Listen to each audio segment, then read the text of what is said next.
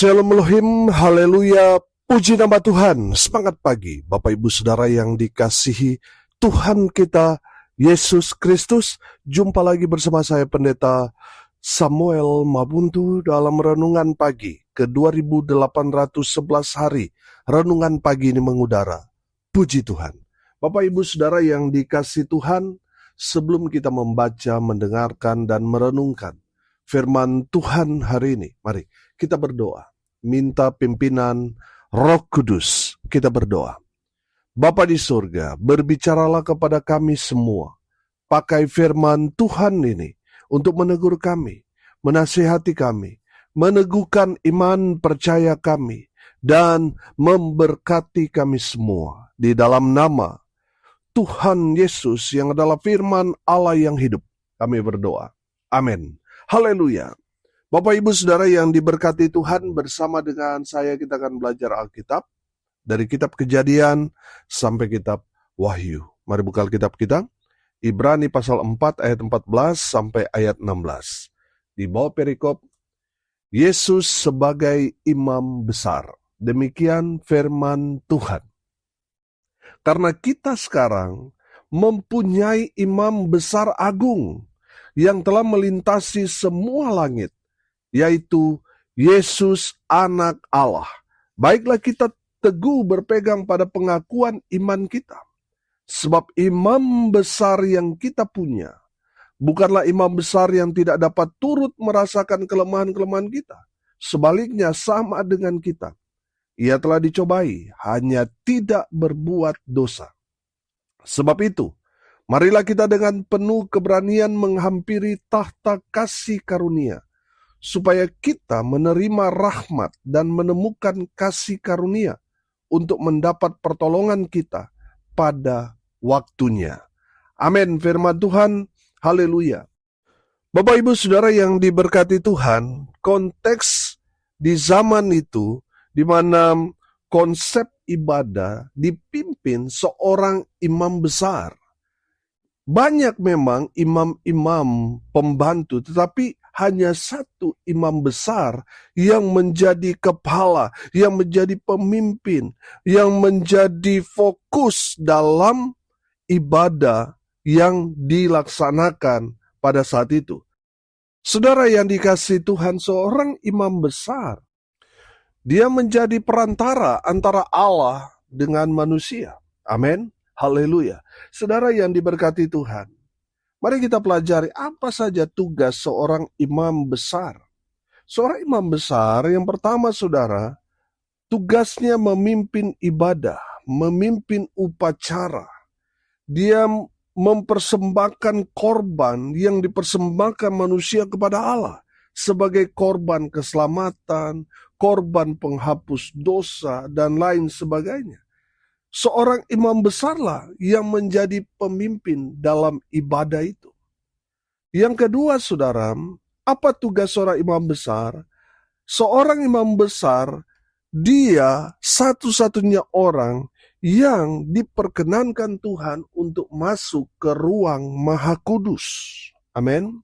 Hanya imam besar yang boleh masuk ke ruang Maha Kudus, tempat yang sangat-sangat sakral. Tidak sembarang orang bisa masuk ke sana. Walaupun jabatannya imam, dia tidak boleh sembarang masuk ke tempat ruang Maha Kudus itu. Hanya seorang imam besar.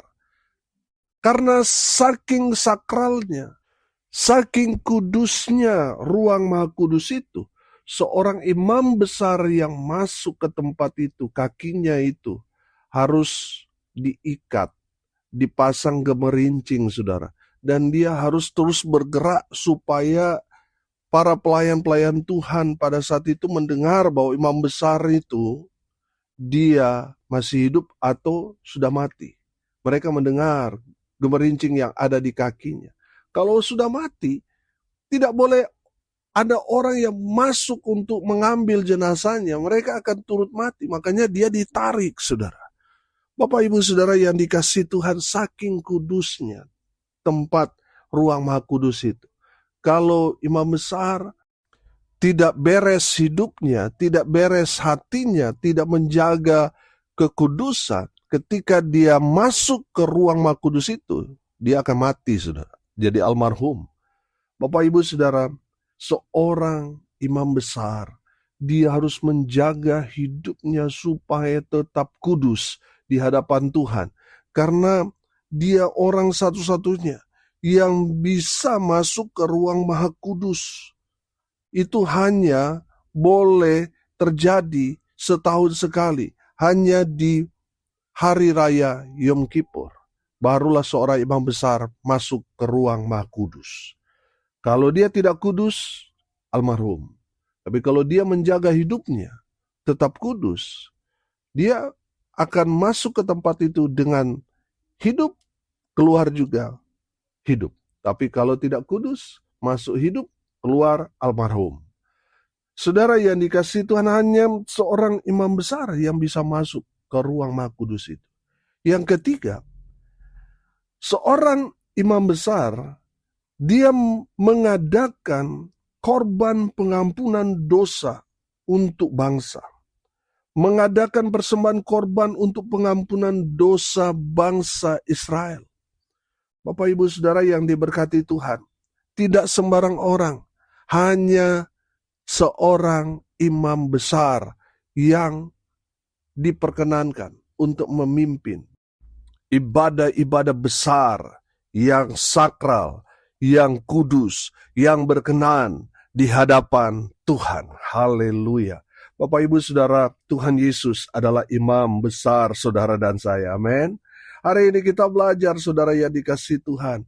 Karena Tuhan Yesus adalah imam besar kita. Oleh karena itu saudara dan saya harus selalu mau dipimpin dalam pelayanan, dalam ibadah. Sebab imam besar kita adalah Tuhan Yesus.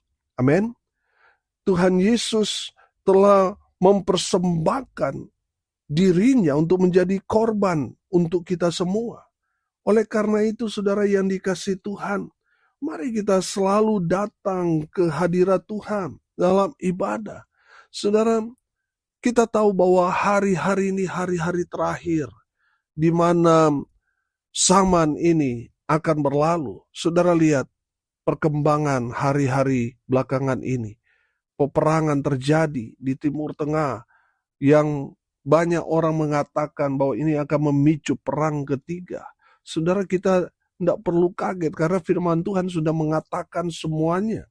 Saudara yang dikasihi Tuhan, biarlah di hari-hari terakhir ini, saudara dan saya selalu membangun hubungan dengan Tuhan. Amin. Tuhan Yesus telah menjadi imam besar kita. Dia menjadi pemimpin kita orang-orang percaya. Dia ada di depan. Dia menunjukkan jalan kebenaran yang menuju pada kehidupan kekal. Biarlah kita semua umat yang dipimpinnya mengikuti teladan Yesus. Amin. Bapak Ibu Saudara yang dikasihi Tuhan, banyak orang tidak mau berkorban waktu, tenaga mereka untuk Tuhan. Padahal Tuhan Yesus telah mengorbankan segalanya untuk kita. Dia menunjukkan kasih-Nya yang begitu besar kepada kita semua orang percaya. Supaya kita semua diselamatkan. Tetapi kita mengasihi Tuhan setengah-setengah. Bapak Ibu Saudara yang diberkati Tuhan. Mari kita mengasihi Tuhan dengan segenap hati, segenap jiwa, segenap kekuatan kita. Amin. Saudara yang dikasihi Tuhan, buktikan bahwa saudara adalah orang-orang yang cinta Tuhan, yang mengasihi Tuhan. Bukan hanya dengan perkataan, tapi dengan perbuatan. Amin. Tuhan Yesus telah membuktikan kasih-Nya kepada saudara dan saya. Dia memberikan dirinya mati untuk saudara dan saya. Haleluya. Bapak Ibu Saudara, Tuhan Yesus menjadi imam besar kita. Oleh karena itu saudara yang dikasihi Tuhan, kita harus selalu datang kepada Tuhan. Datang beribadah kepada Tuhan. Karena Tuhan Yesus telah membayar dengan sangat mahal supaya saudara dan saya dapat beribadah kepadanya dengan cara mati buat kita. Bapak Ibu Saudara, jangan perhitungan dengan Tuhan. Berikan segalanya, hidupmu kepada Tuhan. Itu yang Tuhan mau. Saudara, beberapa kali Ada jemaat yang titip persembahan. Saya izin Pak Pendeta, saya nggak ke gereja karena ada pekerjaan. Saudara yang dikasih Tuhan, Tuhan tidak membutuhkan. Itu yang Tuhan butuh, yaitu saudara datang kepada Tuhan. Amin. Karena apa saudara? Karena Tuhan Yesus yang menjadi imam besar kita. Amin. Bapak Ibu Saudara yang dikasih Tuhan, Tuhan Yesus. Firman Tuhan ini katakan di ayatnya yang ke-15, perhatikan. Sebab imam besar kita yang kita punya bukanlah imam besar yang tidak dapat turut merasakan kelemahan-kelemahan kita. Sebaliknya sama dengan kita, ia telah dicobai, hanya tidak berbuat dosa. Amin. Bapak Ibu Saudara, Tuhan mau saudara dan saya hidup dalam kekudusan. Karena nanti kita akan masuk ke ruang Maha Kudus, yaitu kerajaan kekal, kerajaan sorga, di mana Allah yang Maha Kudus bersama dengan orang-orang percaya yang sudah dikuduskan ada di tempat itu. Amin. Hidup selamanya. Makanya kita harus melatih diri kita sejak kita ada di dunia ini untuk hidup dalam kekudusan. Amin. Haleluya. Tuhan Yesus, Dia walaupun datang menjadi sama seperti kita manusia, Dia dicobai tetapi tidak berdosa. Tuhan mau saudara dan saya menjaga hidup kita tetap kudus di hadapan Tuhan. Amin. Haleluya. Bapak Ibu Saudara, ada banyak orang berusaha memperlihatkan bahwa dia hidup benar, hidup kudus, tetapi hanya di hadapan manusia, tidak di hadapan Tuhan. Di hadapan manusia dia masih ikut pelayanan, kelihatan rohani, tapi di belakang itu saudara punya simpanan, masih selingkuh saudara, masih korupsi, masih tipu sana tipu sini. Bapak Ibu Saudara, Tuhan mau saudara hidup kudus di hadapan Tuhan, bukan di hadapan manusia. Kalau di hadapan manusia pencitraan. Tuhan mau saudara menjaga hidup supaya tetap kudus di hadapan Tuhan. Haleluya. Yang ketiga sudah kita belajar. Kita orang-orang yang beruntung, orang-orang yang harusnya tahu bersyukur, tahu terima kasih kepada Tuhan. Karena apa? Tuhan Yesus telah mengampuni dosa saudara dan saya. Oleh karena itu saudara yang dikasihi Tuhan, mari kita selalu datang kepada Tuhan. Datang cari Tuhan. Karena untuk kita datang kepada Tuhan beribadah, untuk kita dapat melayani, Tuhan Yesus telah membayarnya dengan sangat mahal. Dia memberikan hidupnya untuk kita supaya kita semua terhubung dengan Tuhan, menjadi perantara antara Allah dengan kita manusia yang berdosa. Dia datang ke dunia ini menjadi imam besar supaya saudara dan saya hidup dalam kekudusan. Kita semua sudah diampuni dosa saudara dan saya melalui pengorbanan Yesus di atas kayu salib 2000 tahun yang lalu. Dan Tuhan mau saudara selalu datang kepada Tuhan. Datang dalam ibadah, datang dalam persekutuan saudara, datang selalu di saat-saat jam doa saudara, datang selalu kepada Tuhan. Karena Tuhan Yesus adalah imam besar agung kita. Amin. Mari kita berdoa. Terima kasih Bapa di surga atas berkat firman yang sungguh memberkati kami. Berkati semua pendengar dimanapun mereka berada. Tuhan memberkati hidup mereka. Rumah tangga mereka diberkati. Usaha, pekerjaan, pelayanan mereka dibuat beruntung berhasil dalam nama Tuhan Yesus. Mereka yang sakit Tuhan sembuhkan. Mereka yang lemah Tuhan kuatkan. Tuhan hibur mereka yang berduka cita. Dan hamba berdoa, biarlah berkat sorga turun memenuhi semua pendengar.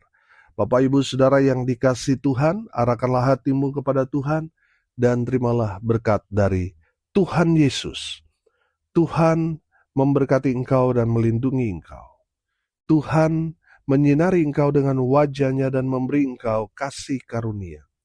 Tuhan menghadapkan wajah-Nya kepadamu dan memberi engkau damai sejahtera di dalam nama Tuhan Yesus, sumber daripada segala berkat. Bapak Ibu Saudara yang percaya, diberkati Tuhan, katakan amin. Puji Tuhan. Bapak Ibu Saudara yang dikasihi Tuhan, kalau saudara merasa diberkati melalui renungan pagi ini, bagikan juga kepada saudara-saudara yang lain supaya mereka juga diberkati, karena untuk itulah kita dipanggil, untuk jadi berkat. Salam kasih dari Bali. Saya Pendeta Samuel Mabuntu. Sampai jumpa besok pagi. Tuhan Yesus memberkati kita semua. Haleluya!